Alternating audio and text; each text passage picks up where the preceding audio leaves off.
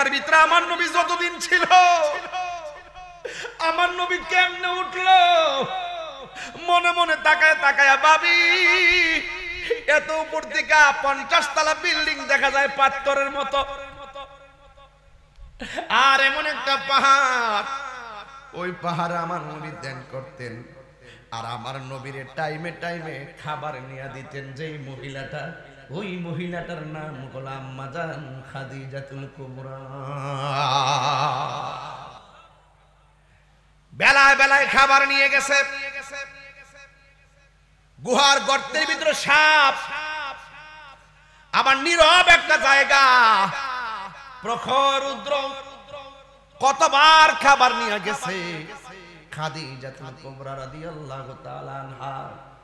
এই জন্য যুবক, যখন আমার নবী হেরা গুহার মধ্যে ধ্যান করে, ওই মুহূর্তে আল্লাহর পক্ষ থেকে একজন দূত আসলেন, ফেরেশতা আসলেন।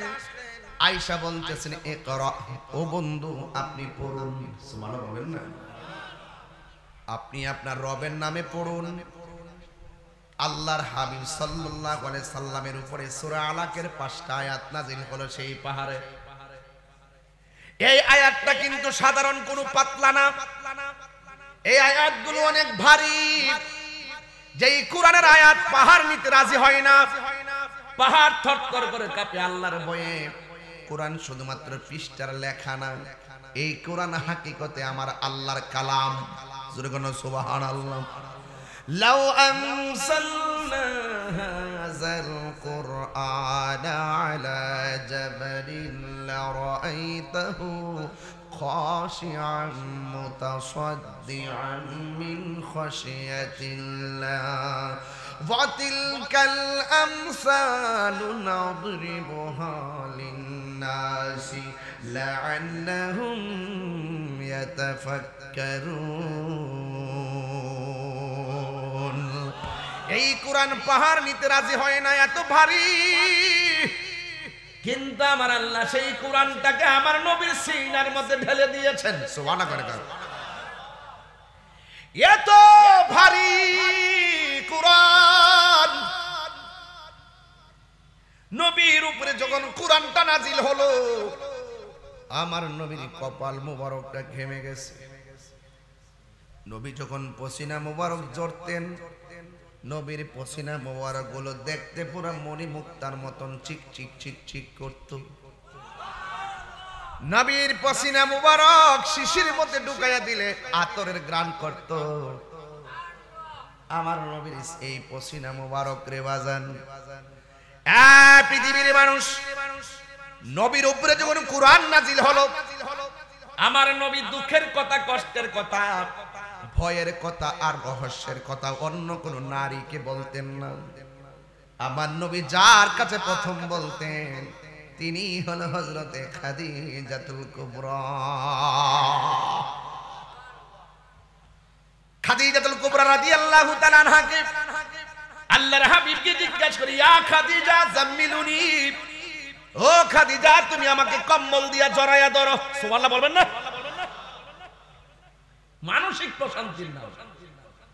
ও খাদিজা আমাকে কম্বল দিয়া জড়াইয়া ধরো, আমার একটু ঘুম ঘুম ভাব লাগতেছে, আমার একটু জ্বর জ্বর ভাব লাগতেছে, একটু ভয় ভয় লাগতেছে।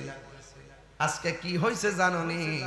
আমার উপরে আসমানি কিতাব নাজিল হয়েছে। সুবহানাল্লাহ বলবেন না? এখন খাদিজাতুল কুবরার রিঅ্যাকশনটা কি? জীবনে খাদিজাতুল কুবরা প্রথম শুনছেন আসমানি কিতাব। যেই মুহূর্তে কাফেররা বলতেছে এটা মানুষের বানানো, ওই মুহূর্তে খাদিজাতুল কুবরা রাদিয়াল্লাহু তাআলা আনহা বিনা দলিলে বিশ্বাস করে নিয়েছে। আর কি বলছেন শুনেন, আপনি ভয় পাবেন না, আপনি চিন্তিত হবেন না। আল্লাহ পাক রব্বুল আলামিন আপনাকে 5টা কারণে বিপদে ফেলবেন না। এর মধ্যে একটা কারণ হলো আপনি মানুষকে বড় ভালোবাসেন। মানুষকে ভালোবাসা বড় একটা জ্ঞান, মানুষকে ভালোবাসা বড় একটা গুণ। এই ভালোবাসার গুণটা আপনার মাঝে আছে, কিন্তু ওরা যদিও আপনার বিরুদ্ধে লাগবে, কিন্তু তারা আপনার কোনো ক্ষতি করতে পারবে না, আপনি চিন্তা করবেন না। যুবক ভাইয়েরা আমার, খাদিজাতুল কুবরা রাদিয়াল্লাহু তাআলা আনহা এমন ভাবে আমার নবীরে সান্ত্বনা দিতে শুরু করলেন, এই মুহূর্তে কাফেরদের কাছে আমার নবী এই কথাটা তুলে ধরলেন, আল্লাহ আমার উপরে কোরআন নাজিল করেছে। আপনারা জবান খুলে বলুন, কোরআন নাজিল করেছে কে? এই গ্রামের নাম কি? পাহাড়পুর বেলবাড়ির যত ঘরের কোরআন শরীফ আছে সবগুলা গাট্টি বাইন্দা যদি গুমতি নদীতে ভাসাইয়া দেন, কোরআন শরীফের একটা জেরেরও অসুবিধা হবে না, একটা পেশেরও অসুবিধা হবে না। পৃথিবীর সব কোরআন যদি গাট্টি বাইন্দা পানিতে ভাসাই দিয়া আপনি মনে মনে ভাবেন কোরআন ধ্বংস করে ফেলাইছি, না না, আপনার দাবি গ্রহণযোগ্য হবে না। এই জন্যই তো আমার আল্লাহ কোরআনে বলে দিয়েছেন, ইন্না নাহনু নাযালনা যিকরা ওয়া ইন্না লাহু লাহাফিজুন।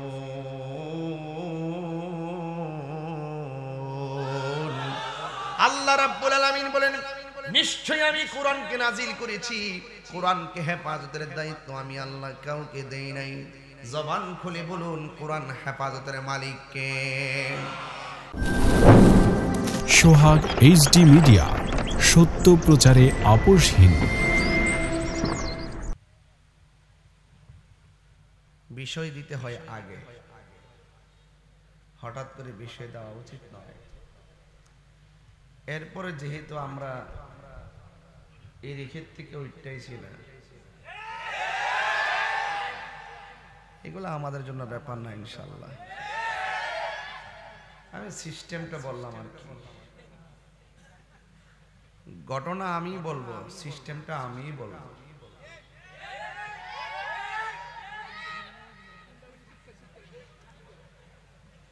আমাদের নবীজি সুবহানাল্লাহ বলবেন না, রাহমাতুল লিল মা খাদিজাতুল কুবরা, আমাদের আম্মা জান খাদিজাতুল কুবরা রাদিয়াল্লাহু তাআলা আনহা, তিনি শুধুমাত্র যে একজন নারী তা কিন্তু নয়, তিনি গুণবতী, তিনি রূপবতী, তিনি মহিয়সী, তিনি এমন নারী যে নারীকে স্বয়ং আল্লাহ সালাম দিয়েছেন।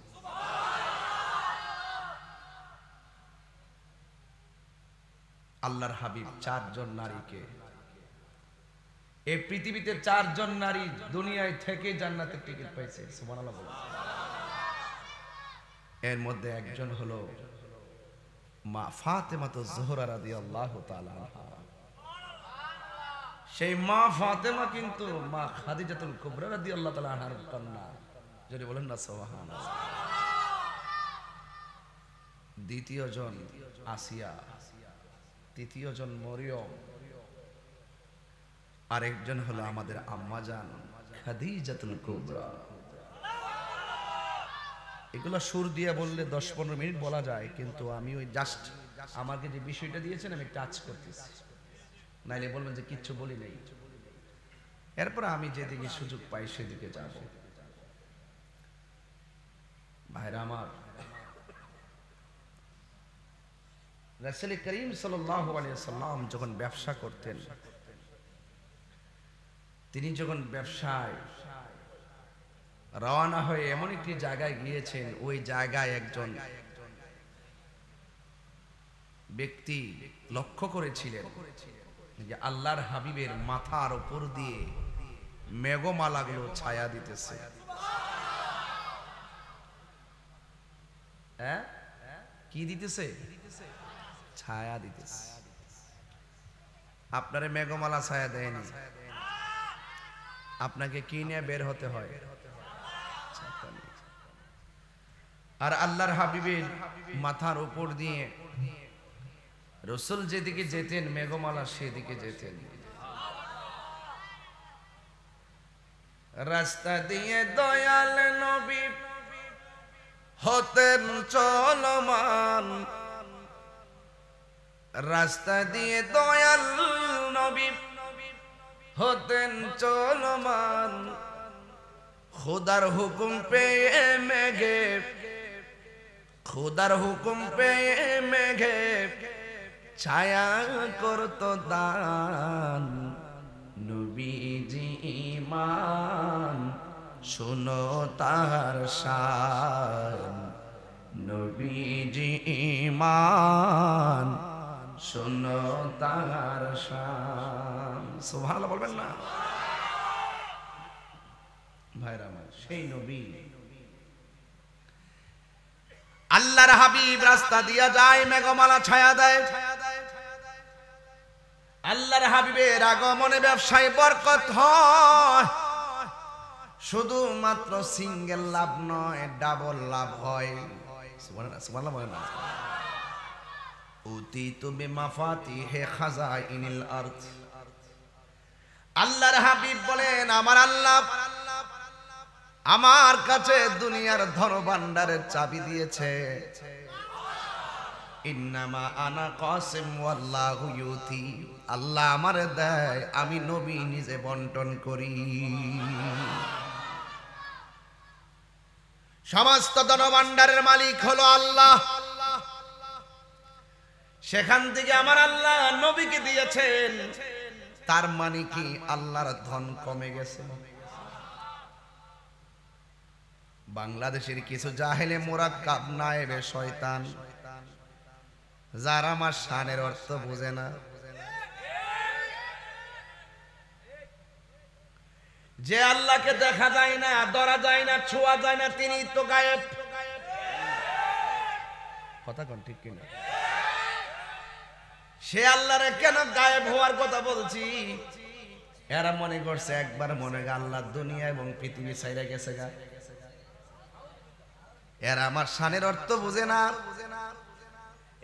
যুবক ভাইরা আমার নবী বলেন আল্লাহ আমাকে দেয় আমি নবী বন্টন করি ও যুবকের দল এই যখন নবীর অবস্থা আকাশের মেঘমালা ছায়া দেয় যার ব্যবহার অনেক সুন্দর যারে প্রতিশোধ নেওয়ার জন্য যদি কেউ রওনা দেয় 1 মাসের রাস্তা দূরে থাকতেই অন্তরে কম্পন তৈরি হয়ে যায় আমার আল্লাহ রাব্বুল আলামিন বলেছেন এ বন্ধু আমি আপনাকে সাক্ষ্যদানকারী হিসেবে দুনিয়াতে পাঠিয়েছি ইন্না আরসালনাকা শাহিদাও ওয়া মুবাশশিরাও ওয়া নাযীরা আল্লাহ বলে হ্যাঁ বন্ধু আমি আপনাকে দুনিয়ার মধ্যে রিলিজ করেছি রিলিজ দ্যাট মিন্স সেন্ড পাঠিয়েছি আমি আপনাকে দুনিয়ার মধ্যে সাক্ষ্য দানকারী হিসেবে পাঠিয়েছি জান্নাতের শুভ সংবাদকারী হিসেবে পাঠিয়েছি জাহান্নামের ভীতি প্রদর্শন করার জন্য পাঠিয়েছি যেই মাত্র দেখলেন আল্লাহর হাবিবের এত আদর্শ আল্লাহর হাবিবের এত নীতি যার চেহারা দেখলে বড় মায়া লাগে যার মাঝে লুকায়িত আছে আমাদের আদর্শ তাই তো আমার আল্লাহ রাব্বুল আলামিন কোরআনে বলে দিয়েছেন লাকাদ কানা লাকুম ফি রাসূলিল্লাহি উসওয়াতুন হাসানা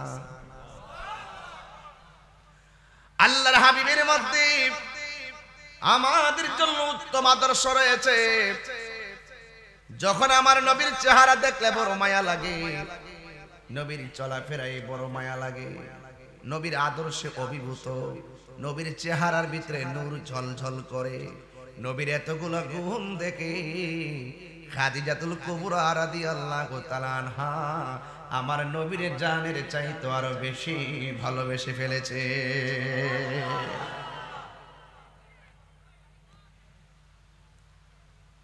হ্যাঁ যুবক মানে ঘটনা তো লম্বা আমি ইতিহাসের পাতা বিশ্লেষণ করে কথা বলছি না আমি প্রেমের খাতা ওপেন করেছি মা খাদিজাতুল কুবরা রাদিয়াল্লাহু তাআলা আনহা কত ভাগ্যবতী আল্লাহর হাবিব একদিন ঘরের মধ্যে এক জায়গায় বসে রয়েছেন ওই মুহূর্তে আল্লাহর পক্ষ থেকে জিবরাইল আলাইহিস সালাম আমার নবীর কাছে আসছেন। আয়েশা বলতেছেন, ইয়া রাসূলুল্লাহ, ইয়া হাবিবাল্লাহ, আল্লাহ আপনাকে সালাম দিয়েছেন। ইয়া রাসূলুল্লাহ, ইয়া হাবিবাল্লাহ, আমার আল্লাহ রাব্বুল আলামিন খাদিজাকেও সালাম দিয়েছেন। আপনি কি বুঝেন না সমাজের ভিতরে মা শব্দটা বড় সম্মানী? কথা কোন ঠিক কিনা? মায়ের গর্ভ থেকে জন্মগ্রহণ করলেই মা হয়, এছাড়া আর কাউকে বলে মা বলা যাবে না। এটাও না বুঝে না। আমি ওই দিন আগে একটা গজল গাইছিলাম মা ফাতেমার নামে। মা ফাতেমার নয়ন মনি হযরত আলীর জান, ইমাম হোসেন শহীদ হলো কারবালার ময়দান। মা ফাতেমাকে কেন মা বললাম? এজন্য কয় খাদিজা ও মা, ফাতেমা ও মা। এটা কেমন ধরনের কথা? এরা বুঝে না। যারা ফতোয়াবাজি করে এরা ফতোয়া নিয়ে পড়ে আছে। ওরা বুঝতে হবে তোমরা ফতোয়া দাও মাথা দিয়া, আমরা আহলে বাইতকে ভালোবাসি অন্তর দিয়া। তোদের মাথা আর আমাদের অন্তর, এটার মাপ আর এটার মাপ এক জিনিস না। নবীরে দাঁড়াইয়া সালাম দেই মাথা দিয়া না, প্রেম দিয়া সালাম দেই। তো এইটা দিয়ে, এটার বিশ্লেষণ এটা দিয়ে হবে না। আরে সাহাবায়ে কেরাম রাসূল যখন ওযু করতেন, রাসূলকে বলতেন, ইয়া রাসূলুল্লাহ, ওযুর সাথে কুলির সঙ্গে কাশ মুবারক দেন। সাহাবারা কাশ মুবারক নিয়ে চেহারায় মালিশ করতেন। কোন কিতাবে আছে এই কথা? নবীর কাশ মুবারক দিতে হবে, কোন কিতাবে নাই। এটা মুহাব্বতে আছে।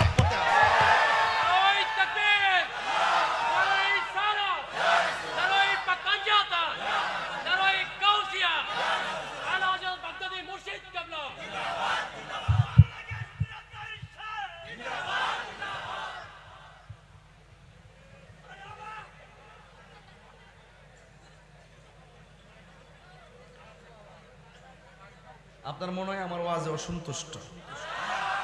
দেখলেন যে ভালো কথা বললো হাসেন, এটা গুরুত্বপূর্ণ, আল্লাহর কাছে দোয়া চাইতেছি, এটাও হাসতেছেন। ইয়ার কি না? আল্লাহ আপনাদেরকে হেদায়েত করুক। আনন্দ ভালো, যে আনন্দ বেদনা ডেকে আনে সে আনন্দ প্রয়োজন নাই। এই আনন্দগুলো ওই যে মাঝে মাঝে যে কিছু উল্টাপাল্টা অবস্থা, স্থান, কাল, পাত্র, ভেদ বুঝেন না, হাসি দেন, এতে আসামি হয়ে যাবেন। এতে কি হয়ে যাবেন? আপনার ক্ষতি হবে। আমি যেই কথা বলতে চেয়েছিলাম, আমার কথাই বেজার হবেন না। মা ফাতেমাকে মা ডাকছে কি লেগে? ফতোয়া দেয় একমাত্র জন্মদাতা মার সাথে সারা। যদি আমরা নবীজি রোহানি পিতা হয় তাহলে খাদিজা হলো আমাদের মা, ওকে। কিন্তু ফাতেমার কি ডাকতাম? কয়েকদিন হুজুর আফা ডাকতাম। মা ফাতেমার আফা ডাকতাম। ওদের মাথা কিছু আছে। নবীর আম্মা জানকে আমরা দাদি ডাকতাম। উম্মন শব্দটি, মা শব্দটি সম্মান সূচক একটি বাক্য। কথা বলেন ঠিক না বেটি? এখানে আমরা আমাদের জন্মদাতা মা হিসেবে যা বলি এটা তো অবশ্যই ঠিক আছে। আমরা বাতিজিকেও মা বলি, অপরিচিত একটা ছোট্ট মেয়েকে দেখলো মা বলি, বলি কিনা? এটা আদরের ডাক। কিসের ডাক? সব জায়গাত বাতিজা দলিল খুঁজছো না। তোমরা ইসলাম ডারে বাপ ডাহাইলেছো। এই ফতোবাজি করতে করতে করতে করতে কিন্তু ইসরায়েল আইন না ফিলিস্তিনের কলজার ভিতরে ডুবাই দিয়া ফিলিস্তিনটা শেষ করে দিতেছো। এ তোদের ফতোয়ার কারণে আজকে ইসলামটার 12টা বেজে গেছে। তোদের ফতোয়াবাজির কারণে আজকে ফিলিস্তিন জর্জরিত হয়ে গেছে। বড় বড় ডায়লগ দাও আর ফতোয়াবাজি করো, সবই কিন্তু আমরা বুঝি। মা ফাতেমাকে মা ডাকা যাবে কি যাবে না? গুনাহ হবে ডাকলে? এদের ফতোয়া বোঝা যায় নবী থেকে সিলসিলা জারি হয়েছে। নবীজিকে রোহানি বাবা বলতে হবে, খাদিজাতুল কুবরাকে মা বলতে হবে, ফাতেমাকে বোন বলতে হবে, আর মা আমেনাকে দাদি ডাকতে হবে। এর একটা সাজরা বানাই লিখছে। সাজরা সব জায়গায় চলে। ওই বিষয় দিছেন দিকে এদিকে গেছি আর কি, নাইলে জানাম নাই। কয়েকদিন আগে বলছে নিজের বাপরে সারা আর আদম নবী সারা কাউরে বাপ দাও যেত।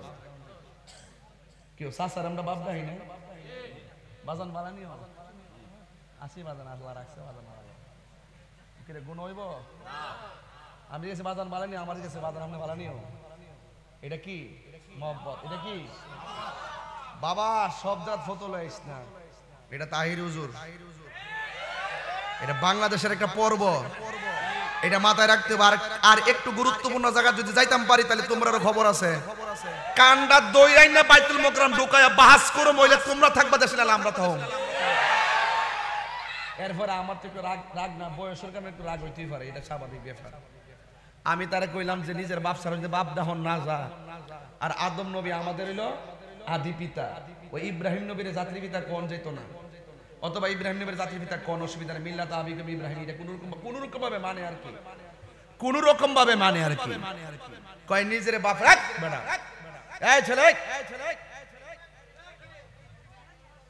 দোয়া দিয়া কিন্তু জামো নিজের বাপরে সারা আদম নবীর সারা ইব্রাহিম নবীর সারা বাপ হইলো তিনজন আর কারোর বাপ দান দিত না ওন আমি তারে কইলাম তো তোমার শ্বশুর কি তারা হ দুলাভাইটা হ কথার কোন লাগেনি কথার মুখটা খুললা দিছিনি হ্যাঁ এই মুখটা খুললা দিছিনি বলছি গেলেন তোমার শ্বশুর কি দুলাভাইটা হ তো এটা কি দা তো এইটাই তো এইটা তুমি আমার যে ফতোয়া দাও আমি তো তাকওয়া দিমু একটা ফতোয়া একটা তাকওয়া বুঝতে হবে ফতোয়া বুঝতে হইব কথা কোন ঠিক না রে ঠিক সব জায়গায় গাদ্দারি কইরো না ইসলামটা গাদ্দারিতে চলে না টুকরা টুকরা বানাইলেছো ইসলামটারে টুকরা টুকরা বানাইলেছো সব জায়গায় দলিল তালাশ করো না একটা আছে প্রেম একটা আছে ব্রেন প্রেম বুঝতে হইব ভালোবাসা তো জালালউদ্দিন সুয়ুতী রহমাতুল্লাহ আলাইহি কয় আমার জীবনে আমি 75 বার চোখ বন্ধ করে মুরাকাবা করছি 75 বার চোখ খুললা দেখি নবী মদিনায় না আমার সামনে দাঁড়ায় রইছে তো তুমি নবীর হাজির নাজির মানো না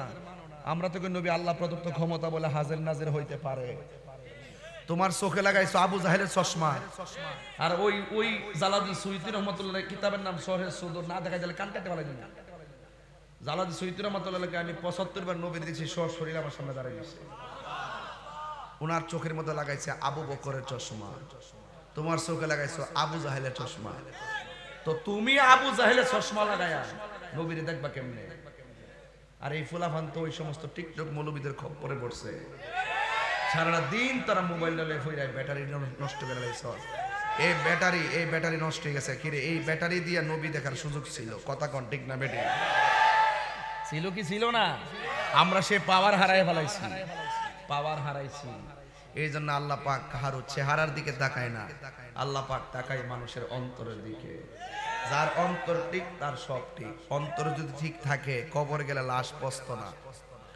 কবরে গেলে লাশ পচবে আর অন্তর যদি ঠিক না থাকে কবরে যাওয়ার পর বাস পচার আগে লাশ পচে যাবে তাহলে আপনারা জবান করলে কোন অন্তরের খবর জানে কে আল্লাহ পচা বীজ মাটিতে লাগাইলে গাছ ওঠে না পচা বীজ মাটিতে লাগাইলে গাছ ওঠে না ইন্নাকা লা তাজনি মিনাশ শাউকিল ইনাব আঙ্গুরের গাছ থেকে কাঁঠালের আশা করা যায় তো ঠিক এভাবে দুনিয়ার জমিনে চইল্লা আল্লাহর সঙ্গে শরীক কইরা দুনিয়ার জমিনে চইল্লা নবীর সঙ্গে বিয়াদবি কইরা দুনিয়ার জমিনে চইল্লা ওলির বিরুদ্ধে কথা কইয়া দুনিয়ার জমিনে চইল্লা মা বাপের বুকে লাথি মাইরা মাটির নিচে যায়া জান্নাতের বিছানা পাওয়া যাবে না তো মাটির নিচে যায়া যদি জান্নাতের গালিচা পাইতে চান দুনিয়া থাইকা ইবাদত করতে হইব নবীর মহব্বত করতে হইব আউলিয়া কেরামের সোহবতে যাইতে হইব মা বাপের খেদমত করতে হইব আর জমিনে চইল্লা সুদ খাইয়া ঘুষ খাইয়া দুর্নীতি কইরা মার বুকে লাথি মাইরা বাপের বুকে লাথি মাইরা নবীর বিরুদ্ধে কথা বইলা পাঞ্জাতনের বিরুদ্ধে কথা বইলা আহলে বাইতের বিরুদ্ধে কথা বইলা মাটির নিচে যাইয়া জান্নাতের গালিচা পাওয়া যাবে না ওই খাদিজাতুল কুবরা শুধু একটা মহিষী নারী ছিল এমন না তিনি তার গোটা সম্পদ দ্বীনের জন্য হকের জন্য ইসলামের জন্য কুরবান করে দিয়েছে আর আমরা দেশের মহিলারা টেহা লাগা সারা জীবন জীবন হচ্ছে এরই ক্ষেত লাগা পুরো ক্ষেত লাগা হ্যাঁ টেহা সুদে লাগা 1000 100 10,000 1000 1 লাখে 10,000 মাইরা দে আবার খাদিজার সাথে বেচতে যাবে খাদিজার ওয়াজ শুনলে চলতো না শুধু মা খাদিজা রাদিয়াল্লাহু তাআলা গরমে আবার জায়গা ওয়াজ সব আর সব জানি এই আজকে শুধু ওয়াজ শুনবেন না বাড়ি যায় কইবেন হুনো আই রুজুর কেমনে জানে তোমার খবর পাইলাইছে যাও খাইছো খাইছো আর কলম খাইও না কবরদার হারাম খাইলে আরাম নাই কবর গেলে উপায় নাই কথা কোন ঠিক না বেটি তাহলে এই জন্য মা খাদিজাতুল কুবরা রাদিয়াল্লাহু তাআলা হকের জন্য পুরা সম্পদ বিলাই দিয়ে দিয়েছে আর আমার নবীর একদম কঠিন এক মুভমেন্ট ছিল ওই সময় যখন ডানে কাফের বামে কাফের সামনে কাফের পিছনে কাফের খাদিজাতুল কুবরা রাদিয়াল্লাহু তাআলা দনাঢ্য নারী হিসেবে আমার নবীকে আর্থিক আমার নবীর মানসিক প্রশান্তির নাম হলো মা খাদিজাতুল কুবরা রাদিয়াল্লাহু তাআলা আনহা আজকে আমাদের সমাজের নারীরা স্বামীর জন্য মানসিক প্রশান্তি হতে পারে না ওরা সব ডিপ্রেশনে স্বামীকে ডিপ্রেশন দিতে দিতে মাথা নষ্ট করে আলা ফোনটা ওয়েটিং কি লেগে এত দেরি হইলো কি লেগে মরার মাছ আনছে বানাবো কেমনে আরে পুরুষ কখনো পরিশ্রম করে ক্লান্ত হয় না পুরুষ একমাত্র ক্লান্ত হয় পারিবারিক চাপ আর মানসিক অশান্তির কারণে আমরা বেড়ায় কাম করি না উস্তাদ কথা কোন ঠিক না বেটে আরে 22 বছর ধরে ওয়াজ করি গত রমজানের ঈদ থেকে শুরু করছে এই ঈদ পর্যন্ত 11 মাস 28 দিন মাহফিল করছি প্রতিদিন এক সুবহানাল্লাহ অন্যান্য শেষ করলি না এটা তো সুবহানাল্লাহ দিব কইতে পারে হয়তো আলহামদুলিল্লাহ একটা কি যাক শুকরিয়া বা শুকরিয়া মুখ করে সুবহানাল্লাহ বলেছেন এরপর বাজার আপনার কি খারাপ লাগতেছে আমার ওয়াশটা আজকে কিন্তু আমি ওয়াশ করতেছি না আজকে আমি ওয়াশ করতেছি ওয়াশ এক জিনিস ওয়াজ আরেক জিনিস কারণ দর্শি আজকে গোড়ার মধ্যে কথা কর ঠিক কিনা তবে যাই কর না কোন কেউ রাগ করেন না কিন্তু ঈদগাহটা দেখে বড় পছন্দ হয়েছে এইটা যদি সুন্দর করে বাউন্ডারি কইরা ফাক্কা ফুক্কা কইরা যদি লয়ন যা একটা জায়গা ওই ইনশাআল্লাহ একদম মানে বাতাস সাতাস লাগবো খোলামেলা জায়গা ঠিক না আচ্ছা দান করলে লস নাই কই জানি গেছিলাম বাবা মাহফিল যা চোখ লাগাইছ না আবার প্রতি মাসে 90টা মাহফিল করছে নিম্নে কোন মাসে হয়তো 80টা মারহাবা কোন আবার কিন্তু শুরু হয়ে গেছে এখন মাহফিল কিন্তু চলতেছে আবার ঈদের দিন থেকে শুরু হয়েছে বাড়িতে পুরা জগরি চলতেছে ঈদের দিনও মাহফিল রাহুনি এটা কোনটা আমি কই এটা কোনটা এটা আমার কপালও আছে এটা আমার নসিব আছে ঠিক আছে নসিব আছে মারহাবা মনে শুনেন স্বামী পরিশ্রম করে বাড়ি যাওয়ার পরে স্ত্রী যদি দরজা খুলে লেখা আসসালামু আলাইকুম স্বামীর পরিশ্রম কি আর আছে আরো যারা আছে আবার কিছু বউ দেখবেন কোন রকম কষ্ট মষ্ট করে না কফলটা কসকায় মস্কায় গা জামাই দিলে মরা না আইসে ও দরজাটা খুলছে বললে এমনি আবার চোখ মুখ উঠলে আবার স্বামী যদি ক আসসালামু আলাইকুম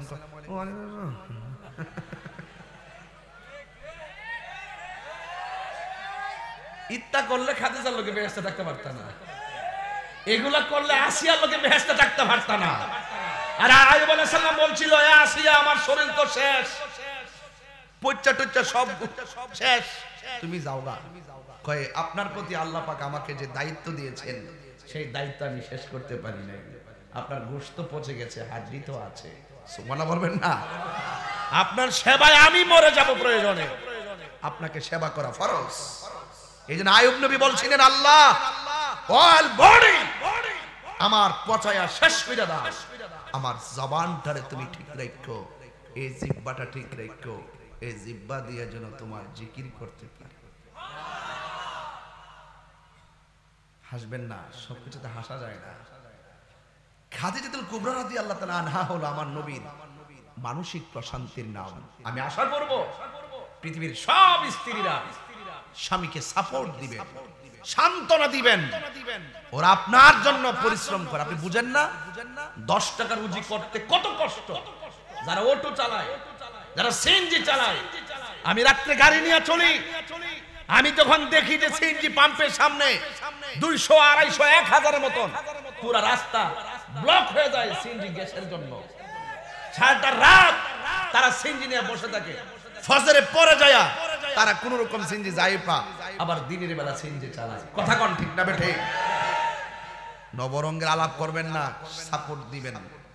সাপোর্ট দেওয়ার দরকার আছে, কারণ স্বামী স্ত্রী যখন মিলেমিশে থাকে এটা একজন আরেকজনের অক্সিজেন। কথা বলবেন, যখন স্বামীর কোন ধরনের ডিপ্রেশন থাকবে কারোর সঙ্গে কথা না বলেন, কিন্তু স্ত্রীর সঙ্গে কথা বলবেন।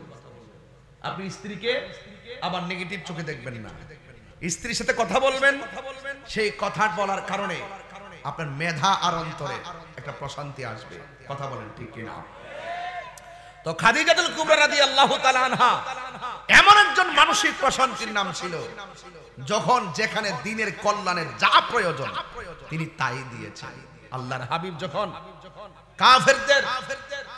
কাফেরদের কঠিন এক মুভমেন্ট রাসূলকে শেষ করে দিবে, নাউজুবিল্লাহ বলেন না, নবীজিকে রক্ষা করার মালিক কে? আরো যে রক্ষা করার মালিক কে? আল্লাহ। আল্লাহর হাবিব সাল্লাল্লাহু তাআলা আলাইহি ওয়াসাল্লাম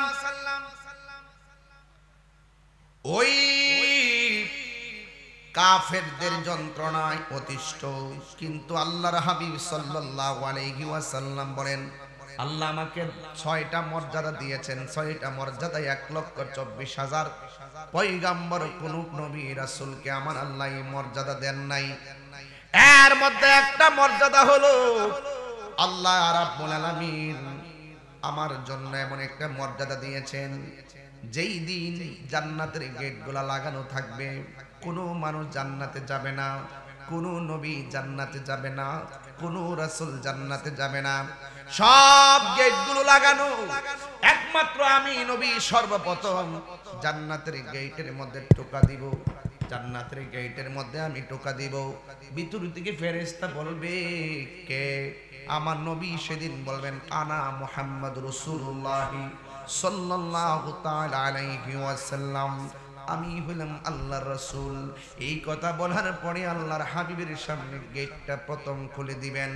আল্লাহর হাবিবকে ফেরেশতারা বলবে ইয়া রাসূলুল্লাহ, নবী গো, আল্লাহ রাব্বুল আলামিন আমাকে বলেছে নবী না আসলে এই জান্নাতের গেট দিয়া পৃথিবীর কোন নবী রাসূলকে ঢুকতে দেওয়া যাবে না।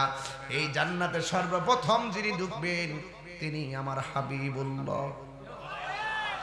এই জন্য আমার নবী বলেন সর্বপ্রথম আমি নবী জান্নাতে ঢুকবো, অন্য কেউ ঢুকতে পারবে না, এটা আমার মর্যাদা।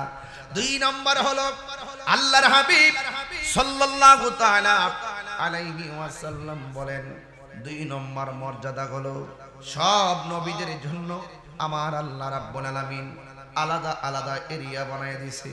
এই এরিয়ার মধ্যে নামাজ পড়বে, এই এরিয়াটা তোমার জন্য।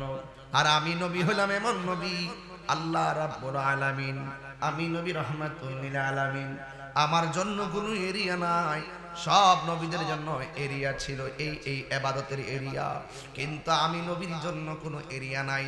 আমার নবী মক্কায়, কোরআন নিয়ে যায় মক্কায়, আমার নবী হেরা গুহায়, কোরআন নিয়ে যায় হেরা গুহায়, আমার নবী মদিনায়, কোরআন নিয়ে যায় মদিনায়।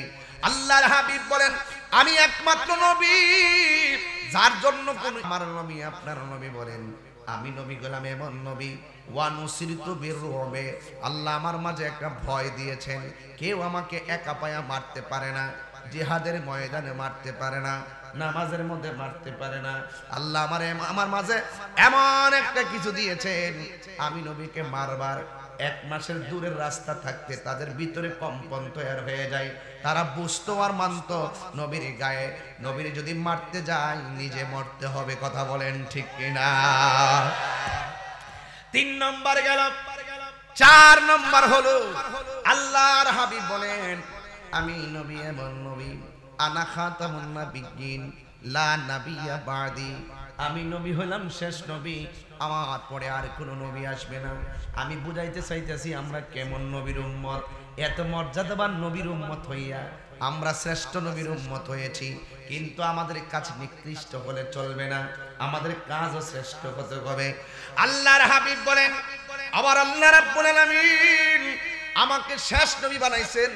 আদম নবী বলতে পারবেন আমি শেষ নবী, ইব্রাহিম নবী বলতে পারবেন আমি শেষ নবী, জাকারিয়া নবী বলতে পারবেন আমি শেষ নবী, ইউনুস নবী বলতে পারবেন আমি শেষ নবী, দাউদ নবী বলতে পারবেন না শেষ নবী। আমার নবী বলে আনা খাতামুন নাবিয়্যিন লা নাবিয়্যা বাদি, আমি নবী হলাম শেষ নবী, আমার পরে আর কোনো নবী আসবে না। মা কানা মুহাম্মাদুন আবা আহাদিম মির রিজালিকুম ওয়ালাকির রাসূলুল্লাহি ওয়া খাতামুন নাবিয়্যিন। এই যুবকের দল, আমার আল্লাহ বলে আমার বন্ধু নবীরে শেষ নবী বানায়া পাঠাইলাম, আমার নবীও কয় আমি নবী শেষ নবী। এই জন্য বাংলার জমিনে একদল মানুষ আছে দাড়িওয়ালা, একদল মানুষ আছে টুপিওয়ালা, একদল মানুষ আছে মসজিদওয়ালা, মসজিদের ভিতরে দাঁড়াইয়া দাঁড়ায় নামাজ পড়ে, কিন্তু আমার নবীর খতমে নবুয়ত মানে না, আমার নবীকে শেষ নবী মানে না। শেষ নবী মানা না মানার কারণে এরা নামে মুসলমান, হাকিকতে কাফের। কথা বলেন ঠিক কিনা? আমার নবীর পরে আর কোন নবী আসবে, যারা আমার নবীর শেষ নবী মানে না, এরা কখনো মুসলমান হতে পারে না। ঠিক কিনা বলেন? এই জন্য আমি বারবার বলছি, নবীর পরে নবী নাই। সংসদে আইন চাই, মাননীয় প্রধানমন্ত্রীকে আমি বলেছি, সব জায়গায় গেলে আমি বারবার বলি, এই জন্য বলি পার্লামেন্ট মেম্বার হওয়ার দরকার আছে, কারণ এই কথাগুলো পার্লামেন্টে বলার দরকার, এই কথাগুলো বলার কোনো মানুষ নাই।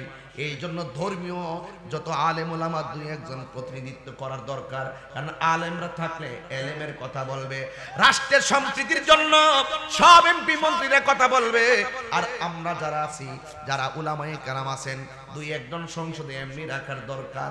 এই জন্য তারা গিয়ে ধর্মের সম্প্রীতির কথা বলবে, যেইভাবে ধর্মটা সুন্দর থাকবে সেটা বলবে। এই জন্য ভাইয়েরা আমার, নবীর জাত এবং সিবতকে যারা অস্বীকার করে, তারাও তিন বেলা ভাত খাইতেছে। আমার তো মনে হয় তারা বাহিরে ভাত খাওয়ার সুযোগ নাই, নবীর বিরুদ্ধে কথা বলার কারণে, খতম নবুয়ত অস্বীকার করার কারণে হাকিকতে এরাই জেলের ভাত খাওয়ার দরকার। কথা কোন ঠিক না বেঠি? যারা খতম নবুয়তের বিরুদ্ধে, তারা বাহিরে স্বাধীনভাবে ঘুরে, যারা খতম নবুয়তের পক্ষে, তারা নির্যাতিত হলে চলবে না। কথা বলেন ঠিক কিনা? আমার নবী শেষ নবী, এটাই সত্য, এটাই ফাইনাল, এটাই আকীদা, এটাই মুসলমানের প্রয়োজন, এটা মানা। কথা বলেন ঠিক না বেঠে? তো এইভাবে কাফেররা আমার নবীকে নবী হিসাবে মানে না। নাউজুবিল্লাহ বলেন না গেলে গেলে। কাফেররা যখন নবীকে নবী হিসাবে মানে না, আর নবীকে গোপনে গোপনে মারার জন্য ষড়যন্ত্রে ছক আঁকলো, তখন আমার নবী একটা পাহাড়ে চলে গেছে। ওই পাহাড়টার মধ্যে আমি উঠেছি, উঠতে যাই আমার প্রায় 2.5 ঘন্টা সময় লাগছে। ওই পাহাড়টার নাম হলো জাবালে নূর। জোরে কন্যা সুবহানাল্লাহ। জাবালে নূর। ওই পাহাড়ের মধ্যে উঠতে যাইয়া কয়েক বোতল পানি ব্যাগের মধ্যে নিয়ে পান করতে করতে উঠলাম। ওইটা আমার নবী যে জায়গার মধ্যে যাই আমার নবী বসছিলেন, জাবালে নূরের উপরে উঠলাম, এখান থেকে আবার নিচে রাখলাম, এটার নাম হলো গারে হেরা। উপর দিকে আবার নিচে নামলাম, গারে হেরা পাহাড়ের ভিতর দিক দিয়ে ঢুইকা এমন একটা জায়গা, যে জায়গার মধ্যে আমার নবী যাইয়া বসছেন, আমার নবী যাইয়া ইবাদত করতেন, আমার নবী যাইয়া ধ্যান করতেন। ধ্যান। ও যুবকের দল, এমন একটা পাহাড়, এখন তো পাকিস্তানিরা সিঁড়ি কইরা দিছে, সিঁড়ি, এই সিঁড়ি দিয়া উঠতে যাইয়া 2.5 ঘন্টা সময় লাগছে। আমি জোয়ান ফুলার একটু পরে পরে যাইয়া সিঁড়ির মধ্যে যাইয়া রেস্ট নিয়েছি। আর আমার নবী যেদিন উঠছে, ওই দিন তো পাহাড়ের মধ্যে কোনো সিঁড়ি ছিল না। ওই জায়গার ভিতরে আমার নবী যতদিন ছিল, আমার নবী কেমনে উঠলো, মনে মনে তাকায় তাকায় ভাবি, এত উপর থেকে 50 তলা বিল্ডিং দেখা যায় পাথরের মতো, আর এমন একটা পাহাড়, ওই পাহাড়ে আমার নবী ধ্যান করতেন। আর আমার নবীর টাইমে টাইমে খাবার নিয়ে দিতেন যেই মহিলাটা, ওই মহিলাটার নাম হলো আম্মা জান খাদিজাতুল কুবরা। বেলায় বেলায় খাবার নিয়ে গেছে। গুহার গর্তের ভিতরে সাপ, আবার নীরব একটা জায়গা, প্রখর রৌদ্র, কতবার খাবার নিয়ে গেছে খাদিজাতুল কুবরা রাদিয়াল্লাহু তাআলা আনহা। এই জন্য যুবক, যখন আমার নবী হেরা গুহার মধ্যে ধ্যান করে, ওই মুহূর্তে আল্লাহর পক্ষ থেকে একজন দূত আসলেন, ফেরেশতা আসলেন। আয়েশা বলতেছেন, ইকরা, ও বন্ধু আপনি পড়ুন। সুবহানাল্লাহ বলেন না, আপনি আপনার রবের নামে পড়ুন। আল্লাহর হাবিব সাল্লাল্লাহু আলাইহি সাল্লামের উপরে সূরা আলাকের 5টা আয়াত নাযিল হলো সেই পাহাড়ে। এই আয়াতটা কিন্তু সাধারণ কোনো পাতলা না, এই আয়াতগুলো অনেক ভারী। যেই কোরআনের আয়াত পাহাড় নিতে রাজি হয় না, পাহাড় থরথর করে কাঁপে আল্লাহর ভয়ে। কোরআন শুধুমাত্র পৃষ্ঠার লেখা না, এই কোরআন হাকিকতে আমার আল্লাহর কালাম। জোরে কোন সুবহানাল্লাহ।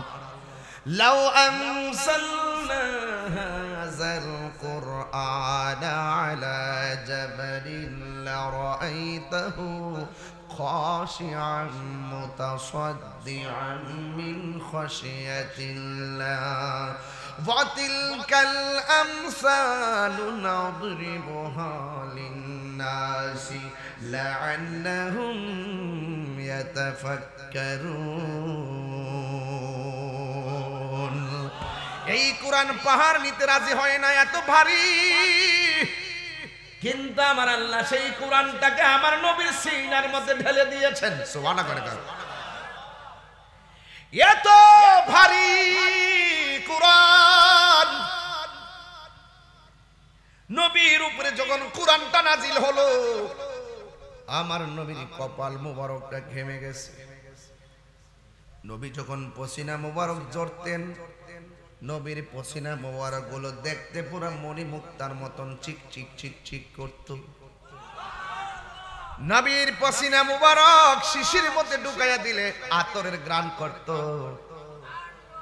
আমার নবীর এই পসিনা মুবারক রে বাজান, পৃথিবীর মানুষ, নবীর উপরে যখন কোরআন নাজিল হলো, আমার নবী দুঃখের কথা, কষ্টের কথা, ভয়ের কথা আর রহস্যের কথা অন্য কোন নারীকে বলতেন না।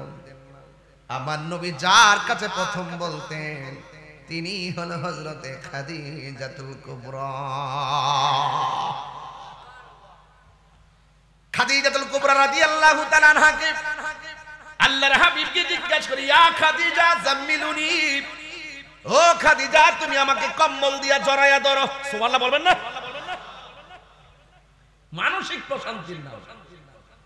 ও খাদিজা আমাকে কম্বল দিয়া জড়াইয়া ধরো, আমার একটু ঘুম ঘুম ভাব লাগতেছে, আমার একটু জ্বর জ্বর ভাব লাগতেছে, একটু ভয় ভয় লাগতেছে। আজকে কি হয়েছে জানোনি? আমার উপরে আসমানি কিতাব নাজিল হয়েছে। সুবহানাল্লাহ বলবেন না? এখন খাদিজাতুল কুবরার রিঅ্যাকশনটা কি? জীবনে খাদিজাতুল কুবরা প্রথম শুনছেন আসমানি কিতাব। যেই মুহূর্তে কাফেররা বলতেছে এটা মানুষের বানানো, ওই মুহূর্তে খাদিজাতুল কুবরা রাদিয়াল্লাহু তাআলা আনহা বিনা দলিলে বিশ্বাস করে নিয়েছে। আর কি বলছেন শুনেন, আপনি ভয় পাবেন না, আপনি চিন্তিত হবেন না। আল্লাহ পাক রব্বুল আলামিন আপনাকে 5টা কারণে বিপদে ফেলবেন না। এর মধ্যে একটা কারণ হলো আপনি মানুষকে বড় ভালোবাসেন। মানুষকে ভালোবাসা বড় একটা জ্ঞান, মানুষকে ভালোবাসা বড় একটা গুণ। এই ভালোবাসার গুণটা আপনার মাঝে আছে, কিন্তু ওরা যদিও আপনার বিরুদ্ধে লাগবে কিন্তু তারা আপনার কোনো ক্ষতি করতে পারবে না, আপনি চিন্তা করবেন না।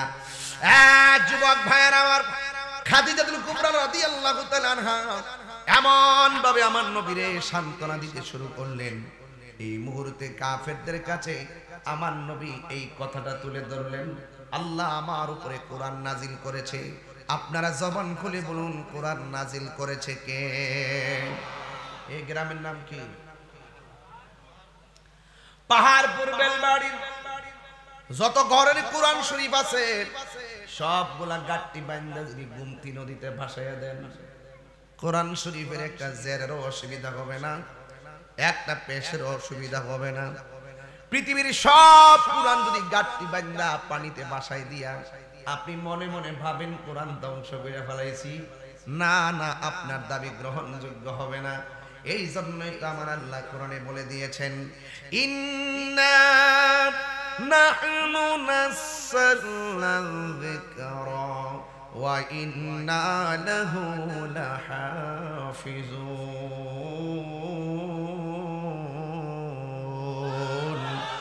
আল্লাহ রাব্বুল আলামিন বলেন, নিশ্চয়ই আমি কোরআনকে নাজিল করেছি, কোরআনকে হেফাজতের দায়িত্ব আমি আল্লাহ কাউকে দেই নাই। জবান খুলে বলুন, কোরআন হেফাজতের মালিক কে? এই কোরআন নাজিল কইরা শুরু দিয়ে আমার আল্লাহ বলে দিয়েছেন, যালিকাল কিতাবু লা রাইবা ফীহি হুদান লিল মুত্তাকিন। এই কোরআনটা হলো ওই কোরআন, ওই কিতাবটা হলো ওই কিতাব। এখানে আমার আল্লাহ হাজাল কিতাব বলে নাই, আমার আল্লাহ জালিকাল কিতাব বলেছে।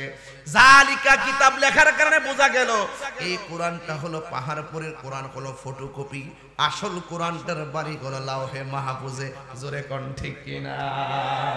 কোরআনের সুর মাঝে শুনেছি যে নাম, আজানের সুর মাঝে শুনেছি ও নাম। সুবহানাল্লাহ কইরা রে। ও নাম শুনেছি আমি আমার হৃদয়, ও নাম শুনেছি আমি আমার হৃদয়। হে রাসূল নবীজি তোমায়, হে রাসূল নবীজি তোমায়।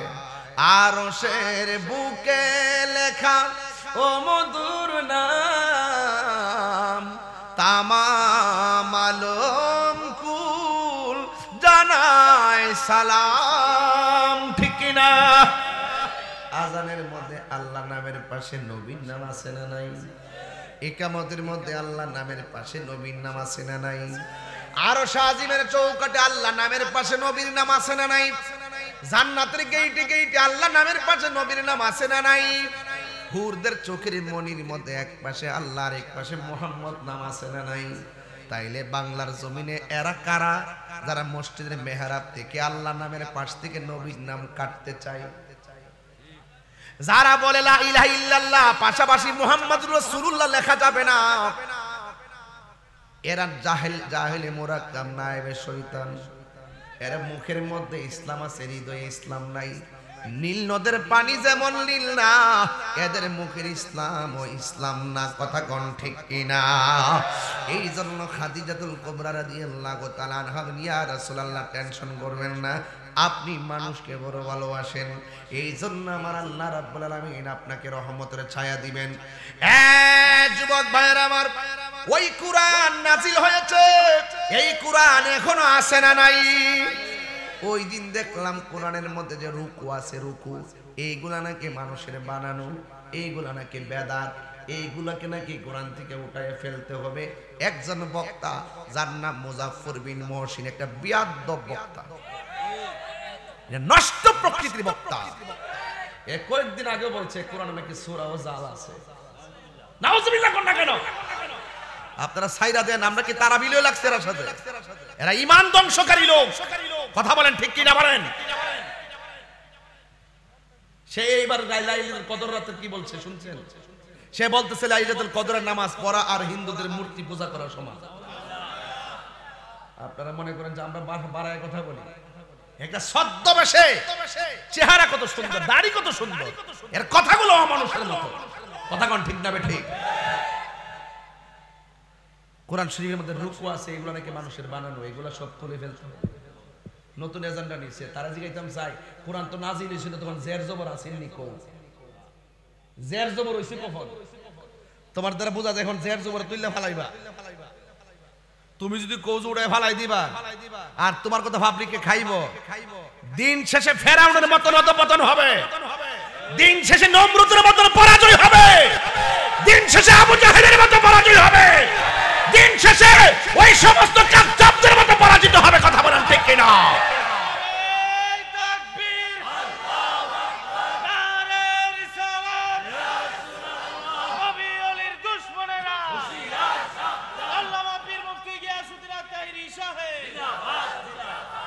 এদের খপ্পরে পা দিবেন না। বাজান তারাবি কয় রাকাত? হেরা কয় 8 রাকাত বলি। আপনার বাপে কয় রাকাত পড়ছে? 20 রাকাত। আমরা দাদা এটা কি নতুন হয়েছে নাকি আগে থেকে আইছে? তো এটা কেমনে ফাইলাইছি আমরা? এটা এমনি ফাইলাইছিলাম আমরা। এটা 1500 বছর আগের ইতিহাস। এটা হযরত উমর রাদিয়াল্লাহু তাআলা থেকে চললে এই পর্যন্ত আইতাছে। ওই সময়ের ভিতরে যখনই কোনো মাসালা নিয়ে সমস্যা ছিল, সাহাবায়ে কেরাম তো মুস্তাহিদ ছিলেন, তারা এগুলো সমন্বয় করে কোরআন হাদিসের ভিত্তিতে সমন্বয় করে আমাদের কাছে পূর্ণ সিলেবাস তুলে দিছে। আর ওরা ওই আগের বিভিন্ন মতানৈক্য টাইম নাইন না, এই যুগে আইছে বড় হুজুর স্বাস্থ্য ইত্যাদির খাওয়ান এই পাহাড় পরে নাই। থাকতে পারে লক্ষণে, কিন্তু আমি মনে করি নাই। যাই হোক, থাকলে থাকবে, এটা আমার সমস্যা নাই। থাকলে আমারে ওয়াজের পর রাখিয়া দিবা বাইন্দা ঘরের মধ্যে চেয়ারম্যান সাহেব আছে, পরে বয় দিবা, তাইর হিসাব আছে, তুমি আয়া হইলে তুমি তাহ পারবো, নাহলে তাইরই থাকবো। ইসলাম দাঁড়ালে আর তাল ভানা করবেন না, অনেক কষ্ট। খালি তসবির টিপতে ইসলাম আইছে না। আমার নবী 27টা যুদ্ধে তলোয়ার নিয়ে মাঠে নামছে। আমরা তো কিছু হিসাব আছে, খানকাত বইবে আল্লাহ আল্লাহ। এর গলাটা কি তার? আর এটা মাইক দিয়ে পুরা এটা কোনটা এটা? উমা শৈল সিয়ন চাওন গলা দিয়ে পুরা মাইকের মতো। আল্লাহ আরো বরকত দেখ, আমিন কর। যা পাগলা দোয়া দিয়ে দিছি তোরে, আদা দিয়া দিছি তো ওই গলা না। আল্লাহ তুই তো প্রথমে লাগাই দিছ পে। আমি কইতাছি গুনাহ আছে না নাই? হে ফুলার করে ফুলা কইতে রসুলপুর। ও বলে সর্দিকা রসুলপুর নাম ওই রসুলপুর। এটা তা গরু দিব করে দিছেন দরবার। বাজান ঈদগাহ দেখে কেমন লাগতেছে? মা খাদিজাতুল কুবরা রাদিয়াল্লাহু তাআলা আনহা যদি সব বিলায়া দেয় আল্লাহর জন্য, নবীর জন্য, তা আমরা কি আমাদের সম্পদ ধরে রাখলে চলবো? তো আমরা যদি দান করি তইলে না খাদিজার মতন আমল হইতো। কথা কোন ঠিক না বেটে? আচ্ছা এই ঈদগাহের মধ্যে কিতা লাগবো? হনো অনেক কিছু বলতে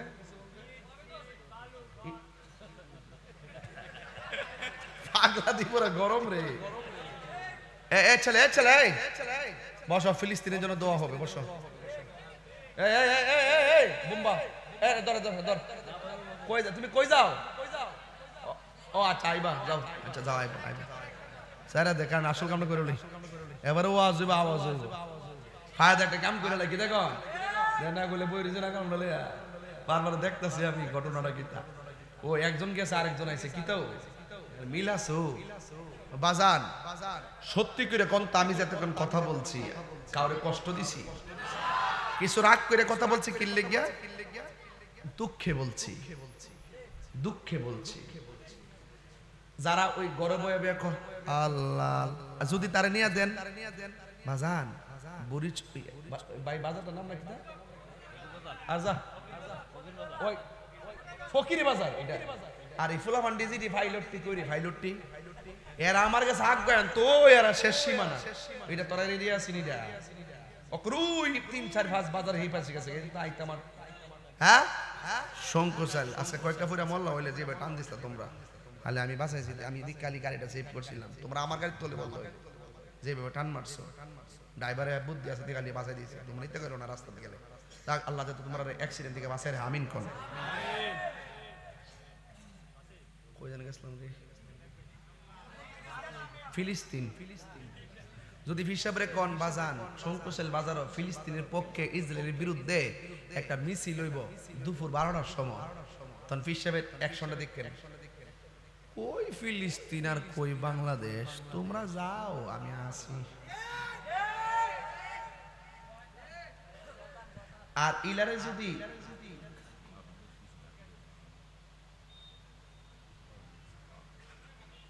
আচ্ছা মাহফিলে খরচ করার পর অবশ্যই টাকা যদি থাকে, এখন ওই টাকা মসজিদে দেওয়া যাবে কিনা? অবশ্যই দেওয়া যাবে, সমস্যা নেই। ছোট্ট বলে অন্য গাছের ফল চুরি করে খাইছে, কি করে? আরে ফুলাভার তোরা আর কোনো প্রশ্ন হয়েছিল না? ছোটবেলা যে গেছে রাম খাইছো আল্লাহর রাস্তা ওই বাইর যায় শাসিরে কইবা শাসি গো খায়াল আসলাম মাফ কইরা দাও এই বান্দার হক নষ্ট করন যাইতো না কথা কোন ঠিক না বেটি যদি মন হয়ে যায় যে মুখের কাছে শুরু করে খাইছো যায় কয়ালে খাইলেছি আর আল্লাহর কাছে তওবা কইরো কথা কোন ঠিক না বেটি চুরি করছি আর জীবনে চুরি করব না এখন ওই যে মাহফিলের অবশিষ্ট টাকা মসজিদে দেওয়া যাবে কিনা যদি মনে করেন এই টাকাটা সকলে সমন্বয় করে যে আল্লাহর ঘর মসজিদ দান করে দিতে চায় তাহলে এই টাকাটা মসজিদে দান করা যাবে ঠিক আছে তো ইনশাআল্লাহ এটা মাসালা ফতোয়া দিয়ে দিলাম একটা যা তো কপালে হুজুর ঈদগাহটি মাত্র 3 বছর হলো প্রতিষ্ঠা হয়েছে জমি ক্রয় করে মাত্র মাটি ভরাট করা হয়েছে অনেক উন্নয়নের বাকি আছে একটু কালেকশন করার অনুরোধ করছি বাজান এই ঈদগাহটা কি কারো বাপের একলা না সবার কয় গ্রামের ঈদগাহ 5-6 গ্রাম তো 5-6 গ্রামের ঈদগাহটা যে মাহফিলটা তো 5-6 গ্রামের মানুষই আইছে আজকে আইছে না তো এই আমি তো একটা রং দিকে যাইতাম যে আপনারা মন মানসিকতা কেমন যেহেতু জমিন কিনছেন মাটি ফলাইছেন আরো তো কাজ আছে কিনা একটা লোক হাত তুললা কোন হুজুর আমি ঈদগাহর কাজের জন্য উন্নয়নের জন্য আমি আপনার কাছে আমার আব্বা আম্মা রুহের মাগফিরাতের জন্য খাদিজাতুল কুবরার দানের ওয়াজ করছেন ওনার মনের ওয়াজ করছেন ওনার মানসিকতার ওয়াজ করছেন দিনের জন্য ওনার খেদমতের কথা বলছেন আমি তো দুবার বলছি আর কি আরো বিস্তারিত বলতে পারতাম এগুলো ইতিহাস তো সব বলতে পারতাম না এরপরে আবার কিছু দায়িত্ব আছে আমার উপরে এইগুলো এখন বলতেছি একটা লোক হাত তুললে কোন হুজুর আমার আব্বা আম্মা রুহের মাগফিরাতের জন্য আমি এই ঈদগাহর উন্নয়নের জন্য 1 লাখ টাকা দিব এমন একটা লোক থাকলে আজকে দেন ইনশাআল্লাহ আমি অন্তর থেকে দোয়াটা কইরা যাই কে আছেন একটা লোক দিবেন 1 লক্ষ টাকা বিদেশ থেকে আইছে অথবা আপনার সন্তান বিদেশ থাকে অথবা আল্লাহ আপনাকে তৌফিক দিছে আপনি দিবেন এমন শুধু একটা লোকের চেহারা দেখতাম চাই কেউ আসেননি 1 লাখ টাকা দিবেন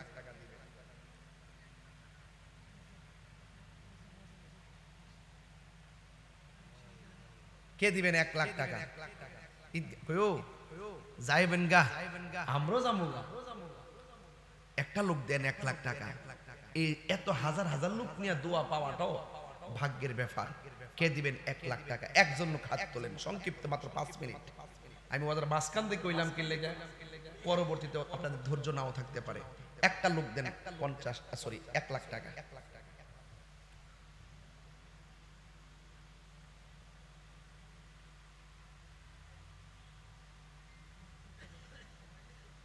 বেশি করে লইছি বাবাজান বেশি করে লইছি মনে হয় আপনার তো অভিজ্ঞতা ভালো আছে তাহলে 10-এর লাঠি 1-এর বোঝা এটাও একটা গুরুত্বপূর্ণ দিক একজনে 1 লাখ দিয়ে সওয়াব নিতে গেলে গা আমরা 1 লাখ টাকা প্রয়োজনে 5 জনে দিন কথা কোন ঠিক কি না এটাও তো একটা 5 জনের সওয়াব দেওয়া ভালো কি না একজন লোকদের হুজুর আমি এই ঈদগাহর জন্য ঈদগাহর উন্নয়নের জন্য আমি 20,000 টাকা দিব 20,000 যে গ্রামের হন কয়টা গ্রাম মিললে গাড়া 5টা দেন যে গ্রামের টিয়াটা আগে ভামো একটু দোয়া দেই ইনশাআল্লাহ কে দিবেন 20,000 টাকা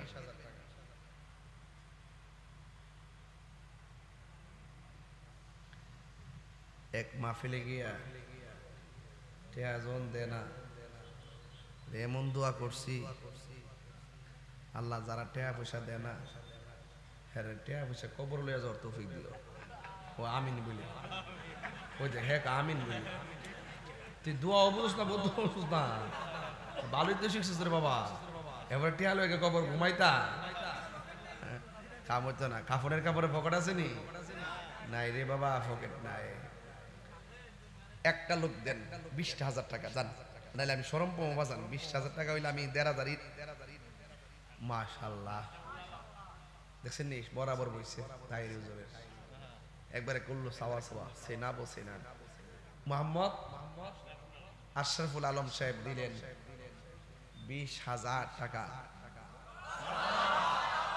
আল্লাহ আপনি কবুল করেন আল্লাহ ওনাকে কোটিপতি বানায় দেন মদিনার মেহমান বানায় দেন আল্লাহ আশরাফ ভাইয়ের আব্বা আম্মার জীবনের গুনাহ মাফ করেন মাতৃকুল পিতৃকুল যারা কবরে চলে গিয়েছেন কবরটাকে জান্নাতের বাগান বানায় দেন আমিন কোন বাদান আশরাফ ভাই থেকে পাইছি এমন আরেকটা ভাই আছেন দিবেন 20,000 টাকা হাত তুললেন সাহস করে কে দিবেন 20,000 টাকা ঈদগাহর জন্য আরে আজীবন থাকবে ঈদগাহ কে দিবেন 20,000 আর একটা লোক দিবেন 20,000, একটা লোক, আর একজন, দুইজন না, একজন।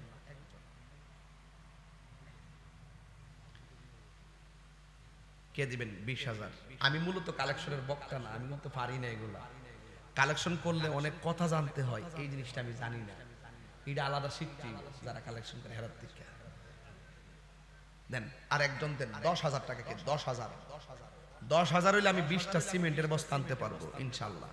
কে দিবেন 10,000 টাকা? আশরাফ ভাইয়ের মধ্যে প্রথম টাকাটা আপনি দেন। আব্বা আম্মা কবরে পড়ে আছে, সেই মোহাম্মতে 10,000 দিয়ে দেন। আল্লাহ জানে দানের উসিলায় আব্বা আম্মার কবরটাকে জান্নাতবাসী করে, আমিন। কে দিবেন 10,000? কতবার ইদ্যা করে নিয়েছেন, পতলা মাটি ফালাইছেন, চেহারা অভাব হয়েছেন। আমার মনে হয় এই সমস্ত কাজ মাটি জমিনে ফালাইছেন আর জমিন যেমনি কিনছেন এমনি করবেন। এটা ঈদগার মারে ঈদের নামাজে থেকে শুরু করবে। তখন ওই বিদেশিরা ঢাকায় যারা থাকে তারা চাকরিজীবীরা আসে, ঈদগাহ মোটামুটি দরতাল্লা পাওয়া যায় না। এটা সিস্টেম করে ধরবেন ইনশাল্লাহ, আমার মতন আমিও ধরি। আমার এলাকার ঈদগাহতে আমি নামাজ পড়ে আলহামদুলিল্লাহ কোন আমি ইউনিয়ন পরিষদের তরফ থেকে 1 লক্ষ টাকা। মাশাআল্লাহ। আল্লাহ তুমি যে আমার ঈদ তোরা রাখছো, আমি জীবনে ছায়া পাইছি না এমন রেকর্ড নাই। আমাদের চেয়ারম্যান মহোদয় জনাব আলহাজ আব্দুল করিম চেয়ারম্যান মহোদয়, তিনি ইউনিয়ন পরিষদের পক্ষ থেকে এই ঈদগার জন্য দিবেন 1 লক্ষ টাকা। 3 বার কোন মারহাবা, আমিন কোন। আল্লাহ আপনি কবুল করেন। নামটা পুরো নামটা কি? হাজি আলহাজ আব্দুল করিম চেয়ারম্যান মহোদয় দিয়েছেন 1 লক্ষ টাকা। কবুল করে মঞ্জুর করে মা বাবার গুনাহ মাফ করে দেন, বারবার সমাজের কল্যাণে কবুল করেন, রাস্তাঘাটের বিপদ থেকে বাঁচিয়ে রেখেন। আশরাফ ভাই দিলে 20,000 টাকা, কবুল করো মঞ্জুর করো। মায়ের কুল বাবার কুল যারা কবরে চলে গেছে, আল্লাহ কবরটাকে আপনি জান্নাতের বাগান বানিয়ে দেন। আল্লাহ এই দানের উসিলায় এমন টাকার মালিক বানায় দেন যেন বছরে বছরে মদিনায় যাইয়া নবীরে সালাম দিতে পারে, বলুন আমিন। আর একজন ভাই বলেন মা বাবার রুহের মাগফিরাতের জন্য দিবেন 10,000 টাকা। কে দিবেন? হাত তোলেন। 10,000 টাকা চেয়েছি, কত 10 লক্ষ টাকা খরচ হয়ে যায়, কিন্তু আল্লাহর পক্ষে আল্লাহ রাস্তায় দান করলে ওই দানশীল ব্যক্তিরা আরশে আজিমের ছায়ার তলে থাকবে। আর একজন দেন 10,000 টাকা। 1 লাখ চাইছি, 1 লাখ পাইছি। 20,000 চাইছি, 20,000 পাইছি। 10,000 ছায়া যদি না পাই শরম পাইয়া বাড়ির জন্য, এই জন্য একজন লোক দিয়া দেন 10,000 টাকা।